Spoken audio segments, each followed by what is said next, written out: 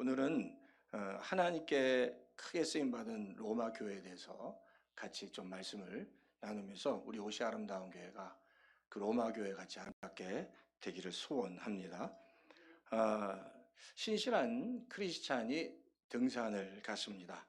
그런데 좀 험악한 산을 갔는데 그 낭떠러지에서 미끄러져 낭떠러지에 떨어지게 됐습니다. 이제 떨어지다가 본능적으로 그러잖아요. 허우적거리다가 가지를 잡았는데 나무 사이에 있는 가지를 붙잡고 아래를 내려보니까 아주 깊은 바위 골짜기가 있는 겁니다. 이게 잘못하면 죽는 거죠. 깊은 바위 골짜기가 있는 것을 보고 위를 향해서 힘껏 외쳤습니다. 거기 위에 아무도 없습니까? 거기 위에 아무도 없습니까? 계속 불렀습니다. 근데 아무 대답이 없는 거예요.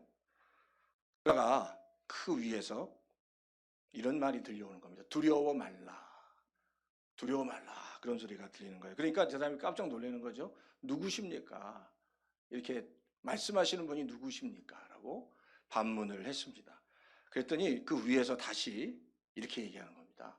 나는 내가 믿는 하나님이다. 그렇게 말씀하시면서 너는 나를 믿고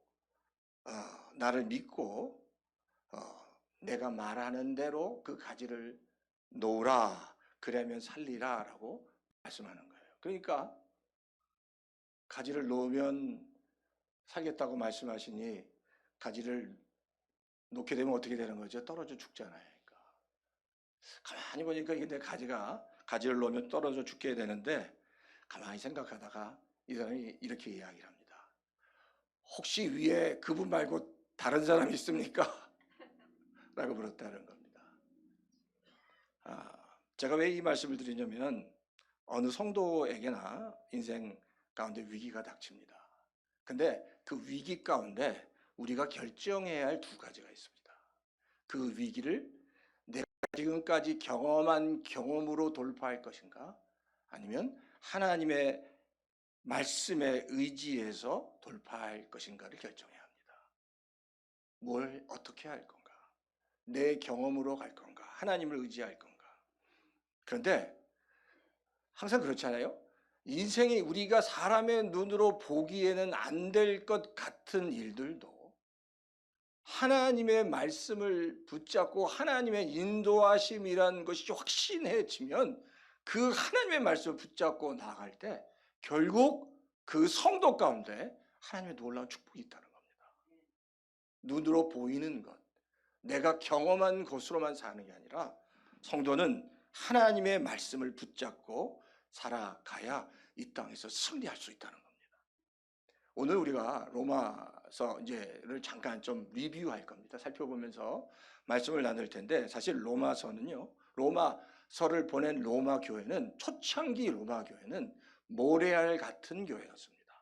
아무 영향력 없는 그냥 그런 작은 교회에 불과했습니다. 왜냐하면 그냥 평신도들이 각자 믿음을 가지고 각자 모여서 예배를 드렸습니다. 작은 소그룹들이 모여서 예배를 드렸습니다. 누구도 그곳에 가서 먼저 이렇게 목사님 같은 분이 이렇게 안수를 받은 목사님이나 선교사나 무슨 예언자가 말씀을 전하지 않았는데 각자 믿음으로 예배를 드렸습니다. 그 로마 교회의 초창기의 모습, 그러니까 모래알 같이 영향력이 없었습니다. 근데 이 로마 교회가 변화되기 시작한 시점이 뭐냐면 그들이 마음이 모아지면서 로마 교회를 향한 하나님의 뜻이 무엇인지를 확인하기 시작했고 그 하나님의 뜻을 구하기 시작하면서부터 로마 교회가 강해지기 시작하고 하나님의 역사가 일어나기 시작했습니다. 한국에서 수없이 많은 교회가 있습니다. 그런데 어떤 교회든지 수만 명이 모이든 수천 명이 모이든 수백 명이 모이든 처음에 시작할 때는 다 몇 사람이 시작합니다. 근데 중요한 건 그 교회가 끊임없이 하나님의 뜻이 무엇인지를 구할 때 하나님께서 그 교회를 통해서 그 성도를 통해서 역사하실 줄 믿습니다. 그러니까 우리가 끊임없이 구해야 되는 것이 하나님의 뜻이다라는 겁니다. 자, 그러면 보세요. 로마 교회가 그럼 어떻게 세워졌는가 좀 살펴보면요. 우리가 성경에는 서신서라고 해서 편지 형식의 성경이 있습니다. 근데 22개의 서신서 중에 12개가 바울이 쓴 서신서인데, 그 바울이 쓴 서신서 중에 로마서는 특히 다릅니다. 왜냐하면 보통 바울이 쓴 서신서는 이래요. 먼저 자기가 복음을 전하기 위해서 전도하고 지역을 방문한 후에 거기에 방문해서 교회를 세운 성도들이 바울 사도에게 이러이러한 질문이 있습니다, 이런 영적인 질문이 있습니다, 이런 삶의 질문이 있습니다 하면 그에서 리스폰드하는 거죠. 반응함을 통해서 편지를 보냅니다. 근데 로마서는 뭐가 다르냐? 바울이 로마에 방문한 적도 없습니다. 바울은 로마에 너무너무 가고 싶었는데 가지 못했습니다. 빨리 가고 싶었는데 못 갔습니다. 근데 바울이 최초로 가지도 않았는데 로마에 편지를 보낸 게 바로 그게 로마서입니다. 그러니까 로마서를 가만히 읽어보면 그 교회가 어떤지 저떤지 바울이 잘 모르잖아요.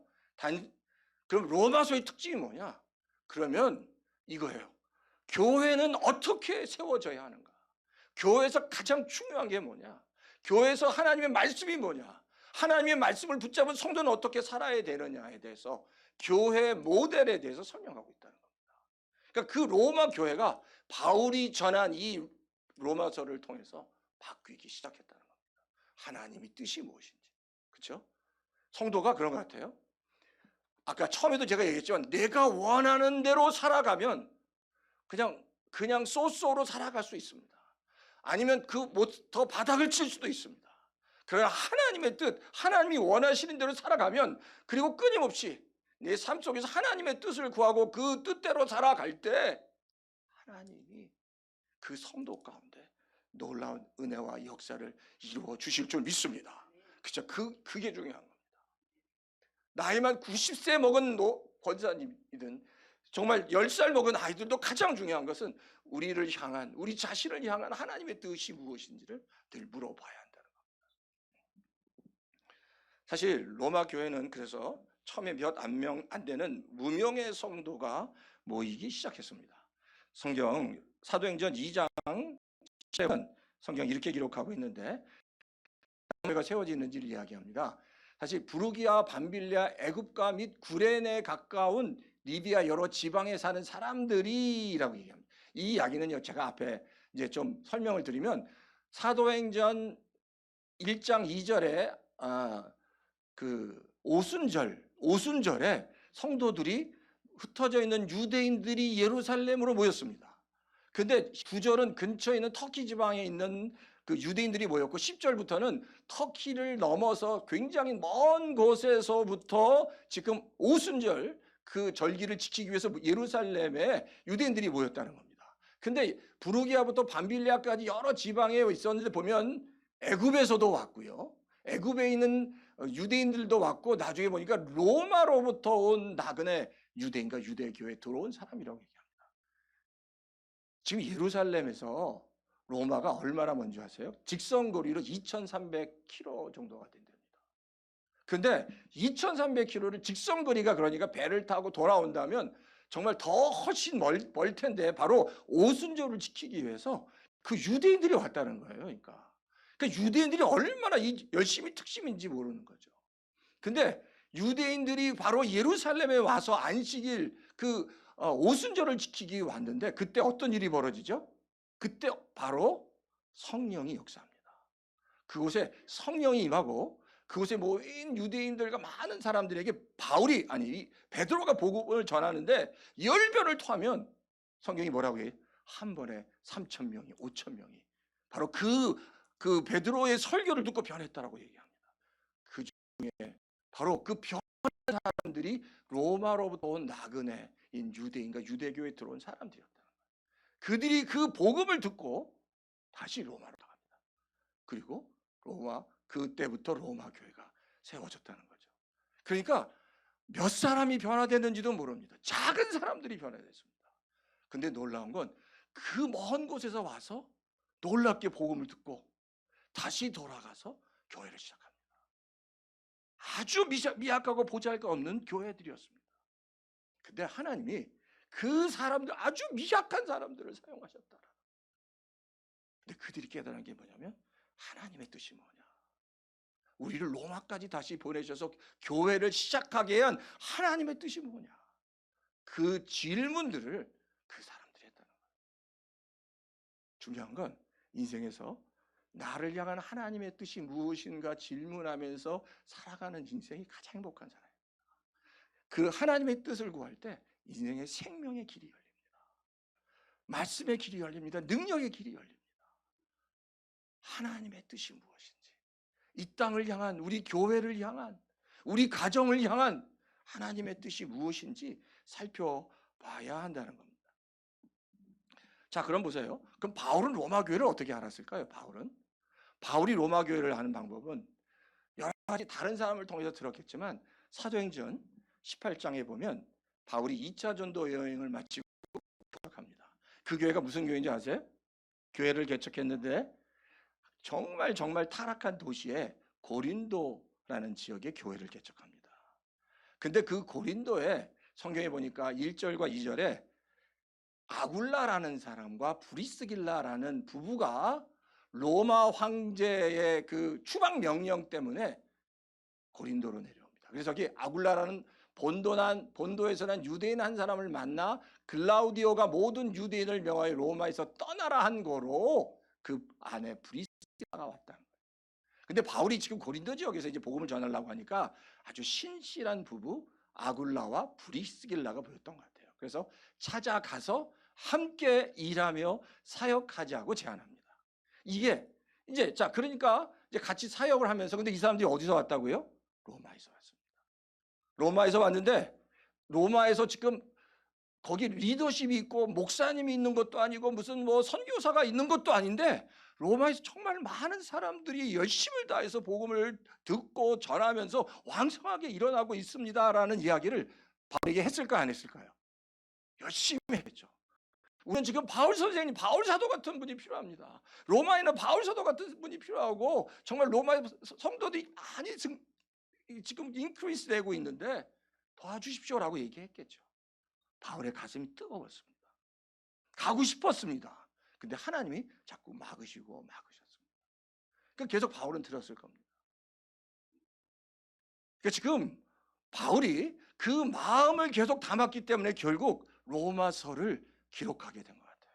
그래서 로마서를 통해서 로마 교회에 편지를 보냈다라는 겁니다.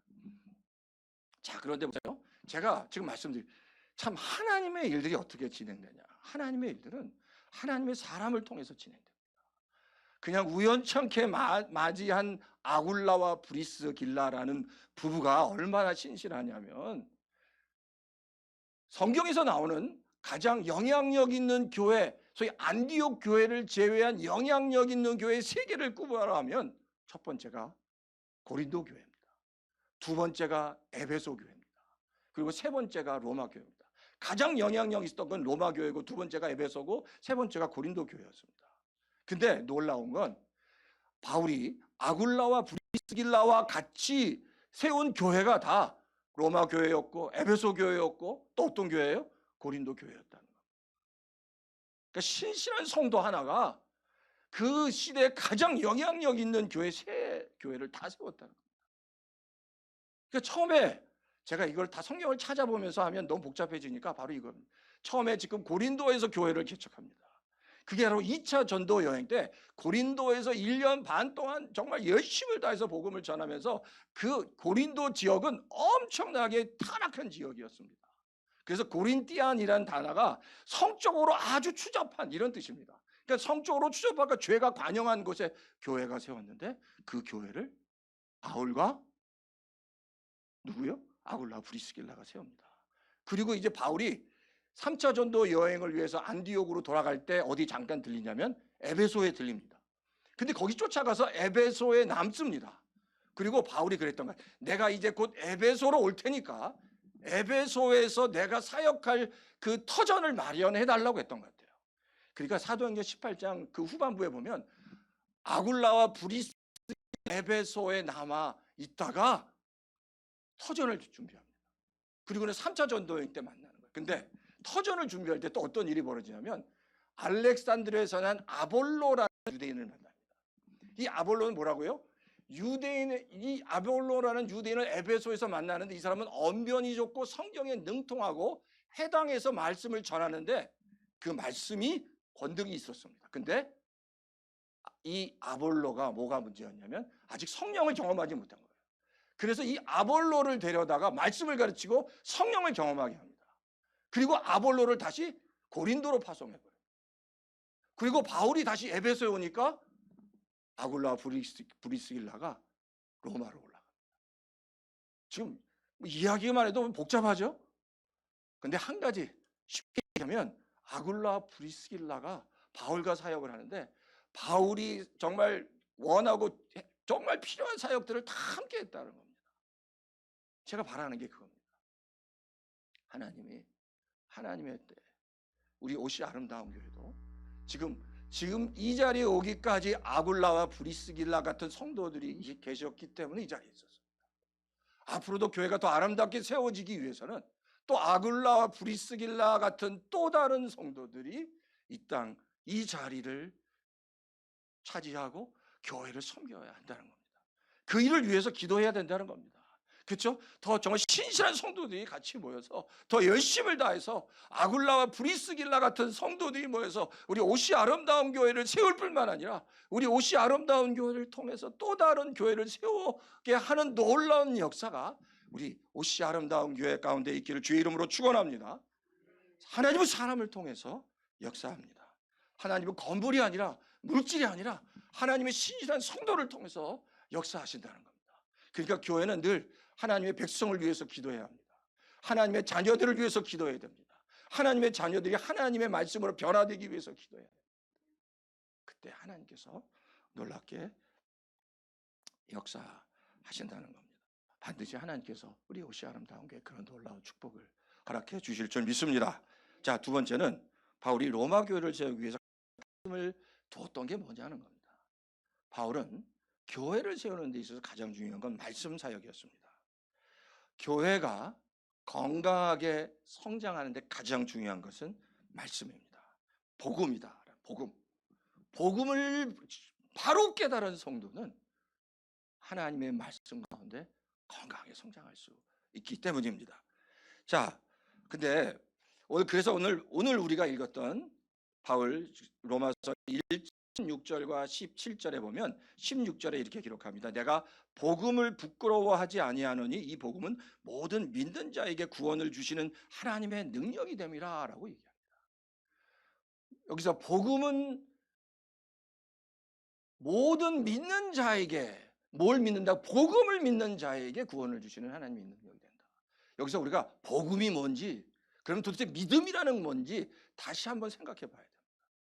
여기서 그러면 복음, 그 당시에 복음이라고 할 때 이 복음이라는 단어는 우리가 지금 알고 있는 그 복음과 다른 정치적인 단어였습니다. 복음을 그 헬라어로 유앙겔리온이라고 하는데, 유앙겔리온이라는 복음은 이런 뜻이었어요. 말 그대로 복음은 굿뉴스입니다. 복된 소식입니다. 그 당시에 로마 당시의 복된 소식은 어떤 게 복된 소식이 있을까요? 전쟁에서 승리해서 돌아오는 소식, 그게 바로 복음이었습니다. 그러니까 굉장히 정치적인 용어. 수없이 많은 전쟁 가운데 큰 전쟁의 승리를 갖고 돌아오는 군사들을 향해서 그들이 주는 그 소식이 바로 복된 소식이었습니다. 두 번째로 황제가 바뀌면서 그 로마 사람들에게 새로운 희망을 주는 소식, 그게 바로 복된 소식 유앙겔리온이었습니다. 근데 바울이 다시 로마에 그 로마서를 보내면서 복음이라고 얘기하는데 그 복음이 바로 이 지금까지 너희들이 들은 그 어떤 좋은 소식보다 가장 좋은 소식인 복음이 바로 뭐라고 했어요? 예수 그리스도다라고. 예수 그리스도다. 그 이후에도 예수 그리스도보다 더 복된 소식이 없다는 겁니다. 그래서 그 이후에 복음은 곧 예수 그리스도가 됐습니다. 예수 그리스도보다 더 복된 소식은 없는 겁니다. 내가 너에게 그 복된 소식, 그 소식을 전하겠다. 그게 바로 그래서 복음 유앙겔리온이 예수 그리스도가 됐다라는 겁니다.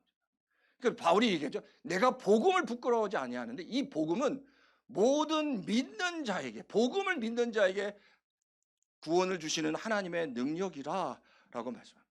근데 여기서 중요한 게 믿음입니다. 우리가 지금까지 신앙생활하면서 믿음이라는 것을 너무 쉽게 생각했다는 겁니다. 글쎄요, 저도 모르겠어요. 저도 이제 사역을 하면서 많은 성도와 교회에서 믿음을 너무 쉽게 생각합니다. 내가 믿기만 하면, 그렇죠? 내가 믿기만 하면. 그럼 믿는다는 게 뭔가? 예수 그리스도를 알기만 하면인가? 근데 그렇지 않다는 겁니다. 여기서 말하는 믿는다는 것, 그리고 17절에 복음에는 하나님의 의가 나타나서 믿음으로 믿음에 이르게 한다. 그리고 오직 의인은 믿음으로 말미암아 산다라고 얘기했는데 도대체 그 믿음이 뭐냐는 거예요. 근데 이 믿음, 우리는 모두 믿음을 갖고 계신 줄 믿습니다. 근데 다시 한번 그 믿음의 정의가 뭔지, 나는 분명히 정말 하나님을, 예수님을 믿고 있는지 다시 한번 확인해 봐야 돼요. 근데 그 이 믿음의 정의를 바울이 정의를 내렸습니다. 그게 바로 로마서 10장 9절 말씀입니다. 로마서 10장 말씀을 보면, 자, 한번 다 같이 한번 읽어볼까요? 자, 시작. 내가 만일 내 입으로 예수를 주로 시인하며 또 하나님께서 그를 죽은 자 가운데서 살리신 것을 내 마음에 믿으면 구원을 받으리라. 자, 구원을 받는데 내 입으로 예수를 주로 시인한다는 겁니다.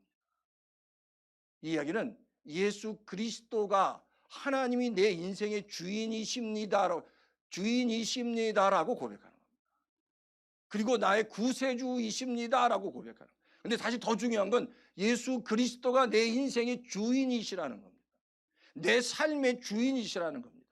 내가 가지고 있는 모든, 내가 물질의 주인이십니다라는 겁니다. 내 인생 전체의 주인이십니다. 그렇기 때문에 내 인생을 다 드려서 하나님께 내가 순종할 수 있습니다라는 고백입니다. 그게 바로 주인이십니다. 그게 바로 믿음의 정의라는 겁니다. 이 땅에 많은 분들이 그냥 믿으면 나는 그냥 예수님을 아는 것으로 믿는다고 잘못 생각한다는 겁니다. 예수 그리스도를 알기만 하면 예수 그리스도를 주인으로 삼지 못합니다. 내 인생의 주인으로 삼지 못합니다. 내가 가지고 있는 모든 물질의 주인으로 삼지 못한다. 때때로 하나님께서 주시는 말씀이 내가 생각하는 것과 반대가 될지라도 내 인생의 주인이 하나님이시고 예수님이라면 내가 가지고 있는 것을 다 내어놓을 수도 있는 겁니다. 그게 예수님에 대한 주인 사상입니다. 자, 오늘 한 번만 다시 보여주시겠어요? 로마서 1장 17절에 보면, 자, 로마서 1장 17절 한 번만 다시 보여주십시오. 로마서 1장 보면, 자, 이 복음에는 하나님의 의가 나타나서 믿음으로 믿음에 이르게 하나니 기록된 바라고 얘기하죠. 기록되어 있다는 이야기는 이걸 구약의 말씀을 인용했다는 겁니다. 근데 기록된 바 오직 의인은 믿음으로 말미암아 살리라 함과 같으리라라고 얘기해요. 기록된 바라는 이야기는 구약의 말씀에서 인용했는데 그 인용된 말씀이 어딘 줄 아세요? 하박국서 2장 4절에 보면 기록된 말씀이 오직 의인은 믿음으로 말미암아 살리라고 쓰여 있습니다. 우리가 갑자기 그렇잖아요. 하박국에서 왜 난데없는 믿음이 나올까라고 우리는 제가 생각하기엔 분명하게 설명해 주신 분이 많지 않았을 겁니다. 왜 구약에서 난데없이 오직 의인은 믿음으로 말미암아 산다고 왜 하나님이 하박국 선지자를 통해서 말씀해요? 뭐가 믿음일까? 의인은 믿음으로 산다고 하는데, 근데 이 배경을 보면 알 수 있습니다. 이 하박국의 가장 중요한 메인 포인트는 하박국 선지자도 지금 하나님을 통해서 무슨 말씀을 듣고 있냐면 바로 남유다 이스라엘 백성이 곧 바벨론에 멸망할 것이라는 말씀을 들었습니다. 지금 하박국이 그 말씀을 듣고 바벨론에 대한 이야기를 계속 듣습니다.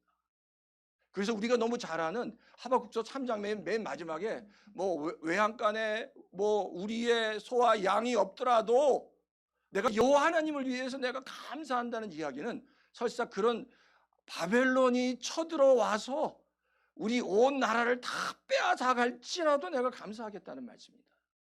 그럼 보세요. 지금 하박국이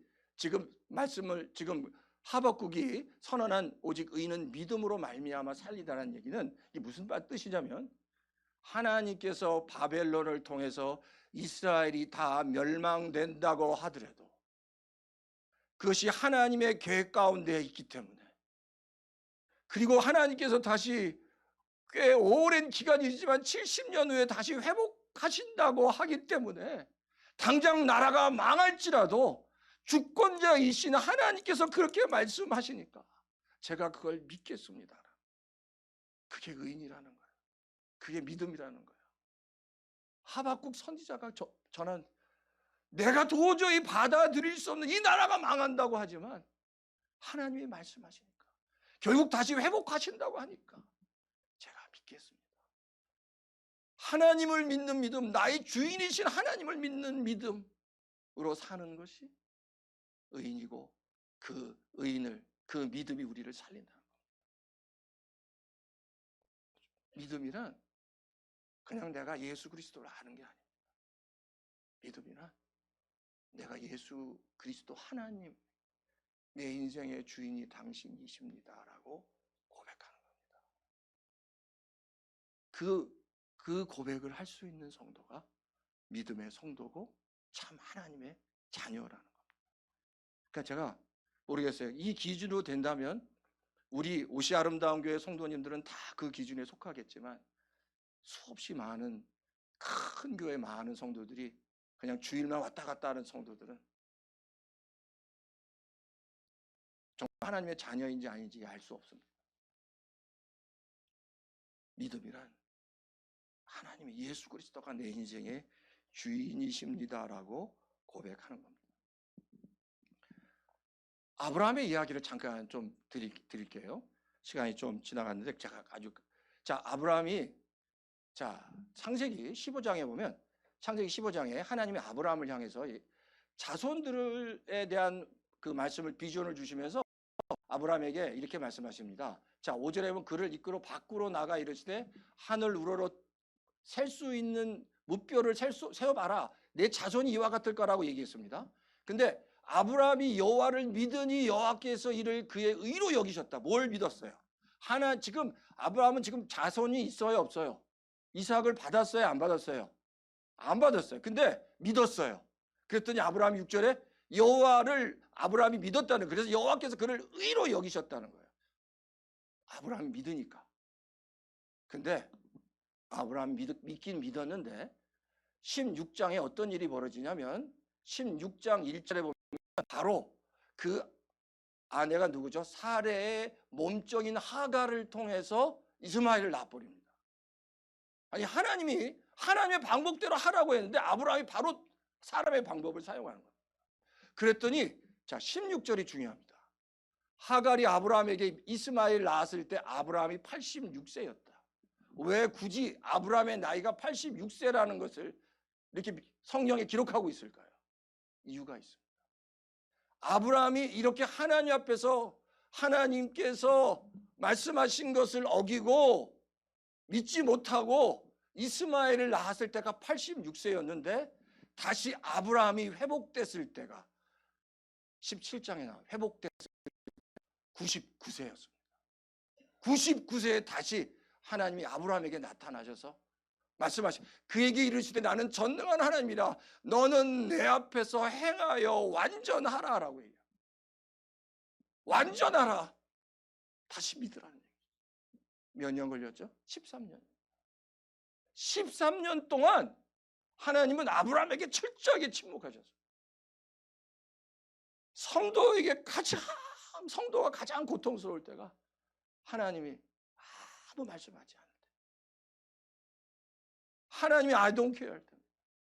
아무 반응하지 않을 때입니다. 말씀하지 않을 때입니다.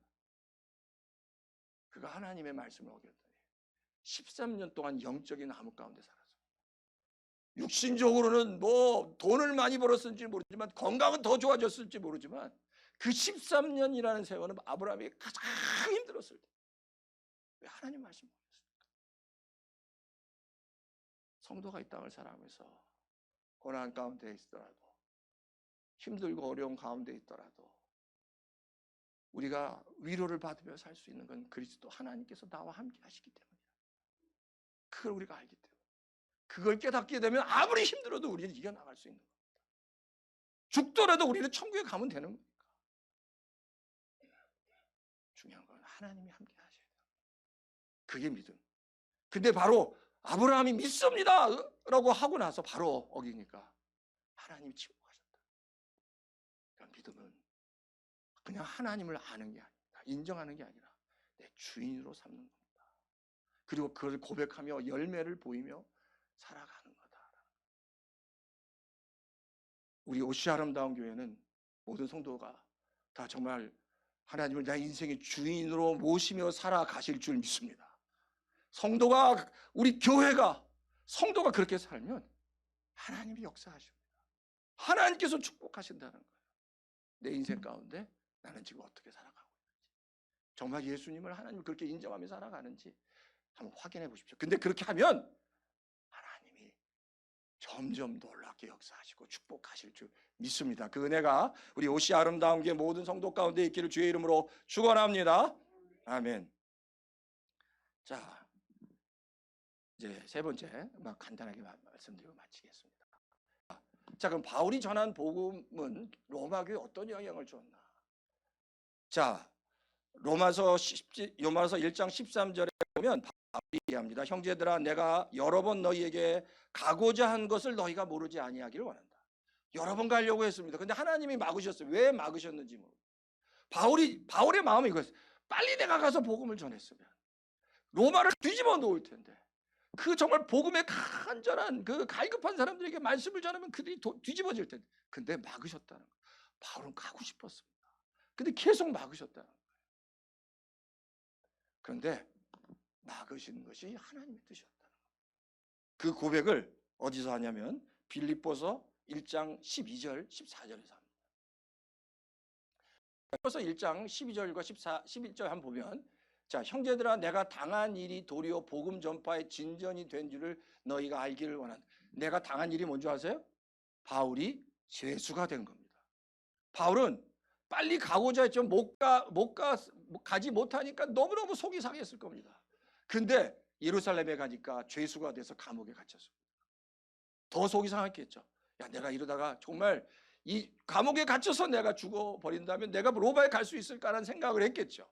근데 놀랍게도 죄수가 돼서 로마에 가게 됐는데, 그 죄수가 돼서 로마에 가서 갇힌 감옥이 황제 직할, 로마 황제 직할 감옥소였다는 거예요. 거기서 그들에게 복음을 전하기 시작했는데, 그 바울을 감시하는 그 사람들, 14절에 보면 형제 중 다수가 나의 매임으로 말미암아 주 안에서 신뢰함으로 겁없이 하나님의 말씀을 더욱 담대히 전하게 됐다. 황제 직할 부대에게 말씀을 전하니까 이게 황제, 소위 말해서 로마의 가장 리더십 지도부들에게 복음이 전하기 시작합니다. 하나님의 계획이었다. 그냥 일반 사람들에게 전한 게 아니라 복음이 바로 그 로마 황제의 리더십에게 직접 전해지기 시작했다. 하나님의 계획이었어요. 바울을 막으시는 하나님의 계획. 우리가 살아가면서 그래요. 왜 이렇게 인생이 안 풀리나? 왜 이렇게 어려운가? 왜 하나님이, 내가 하나님에다 막으실까? 하나님이 나를 사랑하신다면, 그걸 믿으면 하나님은 그 이후에 더 좋은 계획이 있는 겁니다. 내가 지금 깨달을 수 없는 좋은 하나님의 계획이 우리 성도님을 향해 있는 겁니다. 그리고 그 계획을, 어떤 계획인지 당장 몰라도 그 계획을 붙잡아야 합니다. 하나님의 계획을 붙잡아야 돼요. 그리고 믿음으로 나가야 돼요. 기도하며 나가야 돼요. 그때 하나님께서 더 놀라운 길들이 열리게 돼 있다. 하나님이 하시면 돼요. 그게 바로 믿음입니다. 다 맡기는 것. 주인으로 맡기는 것, 내 것이라고 생각하지 않고, 내 인생이 내 것이라고 생각하지 않고 다 맡길 때 하나님이 역사하십니다. 이것이 아름다운 게 그 일들이 일어날 겁니다. 하나님이 역사하시면 됩니다. 하나님께 나아가시죠. 믿음으로 나가는 겁니다. 그렇죠? 하나님, 모든 영광 하나님께 올려드립니다. 영광 받아주시고 내 인생의 운전대를 내가 잡지 않고 주님께서 잡으실 수 있도록 내어놓을 수 있도록 주여 도와주시고 믿음으로 승리하며 살아가게 도와주시옵소서. 감사를 드리고 이 모든 말씀을 예수님의 이름으로 간절히 기도합니다. 아멘.